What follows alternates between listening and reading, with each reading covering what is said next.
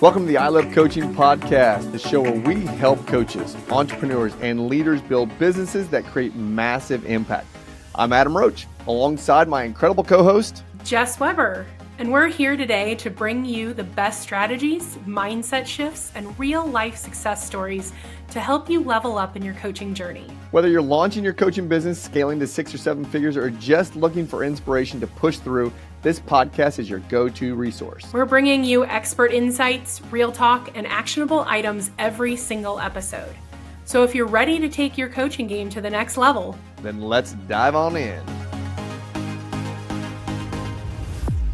Welcome back to the I Love Coaching podcast. Before we get into this, I just wanted to say something really quickly. This is another solo Jess episode, not because Adam and I are out of sync or because I decided to go rogue again, but because I have spent the last few days sitting with something, reflecting on it, and I really wanted to share it with y'all while it was still fresh in my mind. You see, I just got home from Charleston and the I Love Coaching headquarters where we hosted our 250,000 Coach Intensive, the first one of 2026. On the flight back, I listened to the hour-plus long conversation that is making the rounds on social media between Tony Robbins and Alex Hormozi. I actually filled 3 pages of notes, not because it was clever or quippy, but because it put language to something I had just seen happen in this room full of coaches. And that made me realize something. A lot of people chase success. Very few people chase significance. When you chase success without significance, you eventually feel empty, even when the numbers look amazing. And that was truly at the heartbeat of the conversation on the podcast, but it was also the heartbeat of what happened inside the room at I Love Coaching. And so that's really where I wanted to start today. In the conversation, Alex Hormozi, who is honestly wildly successful by any business or entrepreneurial metric, admitted something that really caught my attention. He said he doesn't struggle with anxiety. He honestly struggles with apathy. He can work hard. He can execute. He can make money. And I mean a lot of money. But emotionally, he struggles. He feels flat. And what was so beautiful about this was to try to fix his business. He did exactly what any good coach would do and held up a mirror. He caused Alex to think about the fact that money alone will never make you feel alive or even successful. It's growth and contribution that do. And so he challenged Alex and said, if you are just in business for an economic return, you're going to feel hollow, which is what Alex described during this podcast several times about writing multi-million-dollar checks for charity and then not feeling hardly anything after that. That right there, that's what hit me. Because when I looked around the room at the I Love Coaching headquarters, I saw people who were incredibly capable, driven, accomplished, and yet they were still tired, stuck, or quietly questioning what they were even building. And that was not because they lacked discipline. It was because they had been chasing success without some semblance of significance. Tony describes this as a moonshot over money. You know, we had real estate agents in the room who were done selling houses, but didn't know how to turn their leadership into a message. We had coaches who were making a significant amount of money, but they weren't aligned or in love with who they were serving. We had leaders who were spending years being the glue for everyone else, but had no idea how to turn that into a business that was actually theirs. Not one of those people was confused about how to do the work. They were confused about who they were becoming. Tony described this during the podcast as the difference between push motivation and pull motivation. Push sounds like, I have to make this work. I need the money. I can't fail. Pull sounds like, this is who I am. This is what I'm called to build, or this is what truly matters. And he said most people live in push, and pushing constantly eventually burns you out. Having that moonshot goal And he told the story about the United States and pushing to be the first on the moon, right? So that moon shot is the thing that creates the pull. And this is where I honestly wanted to get practical, because most coaches don't burn out due to the fact that they're working too many hours. They burn out because they are trying to build what we call in I Love Coaching a phase 3 business while they're still stuck in phase 1. Inside our Real Coach method, we see this all of the time. People try to skip all of the work in identity or conviction or ownership, and they jump straight to offers, marketing, scaling, or my favorite, logos. And then they wonder why everything feels heavy. So I wanted to give you kind of a behind the curtain into the I Love Coaching Real Coach Method blueprint that was just launched for the first time at this intensive, and walk you through those 4 phases so you can kind of see where you might be. Because our method works no matter where you are in your coaching business, as long as you understand the framework and the pathways to transition between them. So phase 1, this is not branding. It's really who you are allowed to be now. Most people are still organizing their business around an old role or an old industry. They're a former real estate agent or a leader, or they were a coach in somebody else's program. And phase 1 kind of calls everybody to question, who are you now? What do you stand for? What are you no longer willing to do that you were doing in one of the other spaces? Until you answer all of that, no amount of marketing or branding will ever feel right to you. And this is where your significance and defining your moonshot begins. Once you know a little bit more about who you are, you have the ability to discover who you actually like helping in phase 2. This is not who do you think you need to help or who the industry is telling you have to help because of your previous roles and responsibilities. This is who do you enjoy serving.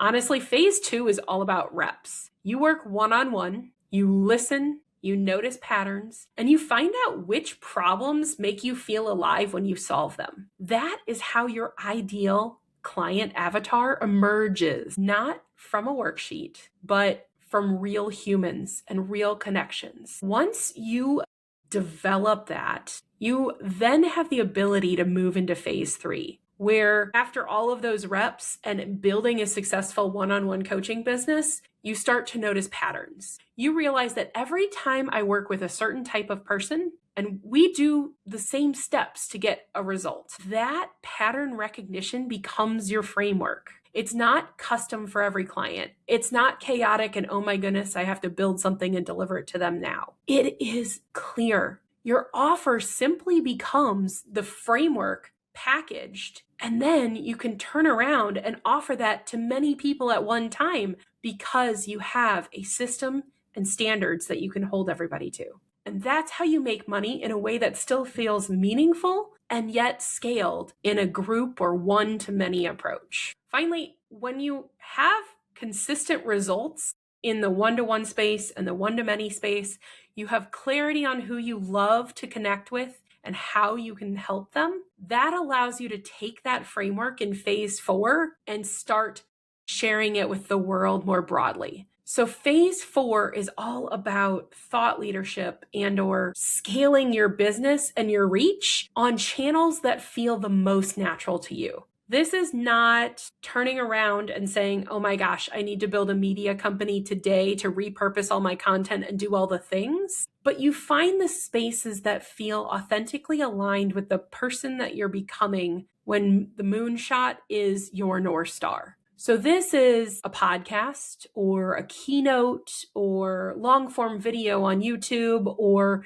an email newsletter, a blog. It's not everything everywhere. It's where is natural and comfortable for you, and where does your ideal client live, and finding alignment between those two things. That is how you build reach without losing yourself and your authenticity. We call those 4 phases inside the Real Coach method the momentum loop. It's because it's not linear. Your identity informs your message. Your message creates your offer. Your offer develops your thought leadership, and your thought leadership deepens your identity. That loop is the core of what will keep you as a coach outside of survival mode. And that's what we delivered to people in the room over 2 days. Now, once people really saw this path, the momentum loop, I noticed a shift in the room. A father realized that his calling and his passion space was helping other parents build